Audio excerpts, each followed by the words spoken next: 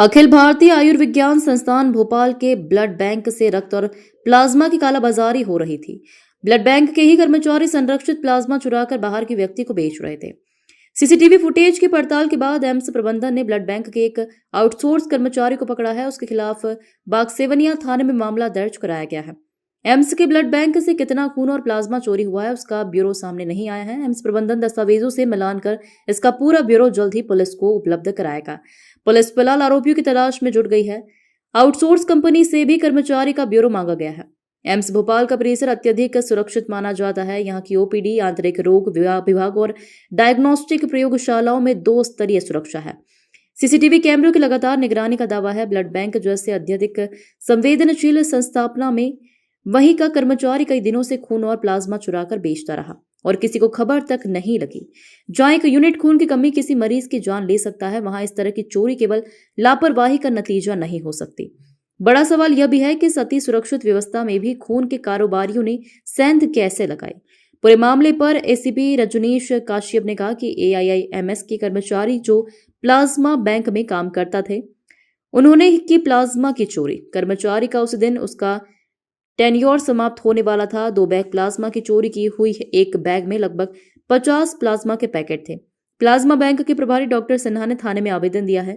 अपराध पंजीबद्ध करके मामले की विवेचना की जा रही है। प्लाज्मा लेकर कहां भेजा जा रहा था उसके बारे में भी जानकारी इकट्ठा की जा रही है।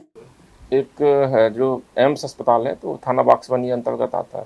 तो एम्स अस्पताल में ब्लड बैंक के जो एचओडी हैं डॉक्टर सिन्हा, तो डॉक्टर सिन्हा द्वारा थाने में रिटन कंप्लेंट की गई कि दिनांक 27 जो पिछली अभी 27 को उनके ऑफिस में एक स्टाफ है अंकित करके जो आउटसोर्स कर्मचारी है, उसका टेन्योर अभी समाप्त होने ही वाला था। तो रात में उसके द्वारा प्लाज्मा से भरे 2 बैग ले जाते हुए कैमरे में देखे गए।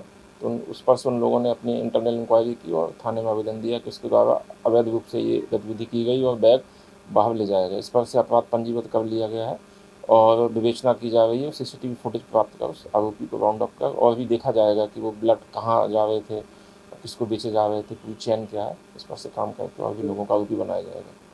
तस्करी का भी कुछ एंगल सामने आ रहा है। अभी प्राइमरी फेसी उनके द्वारा जो सीसीटीवी फुटेज है तो उनके उस संबंध में पिछले 1 महीने का जो भी उनका स्टोरेज है पूरे फुटेज मांगे गए कि पूर्व में भी इस तरीके की घटनाएं हुई हैं, पहले भी ऐसा किया जा चुका है और उससे राउंड अप करके आरोपी को पूछा जाएगा कि क्या है और उनके बैंक अकाउंट और जो भी डिटेल है मीडिया वगैरह टेक्निकल एनालिसिस सब करके और जानकारी एकत्रित की जाएगी।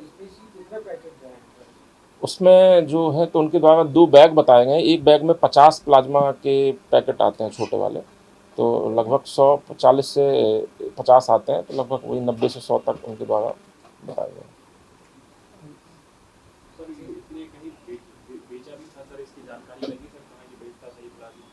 अभी प्राइमरी फेसी एफआईआर परसों हुई है, तो बिल्कुल जैसे वो आएगा तो कहीं ना कहीं तो उसका उसने उपयोग या किसी को दिया होगा, ये तो संबंध में जांच की जाएगी।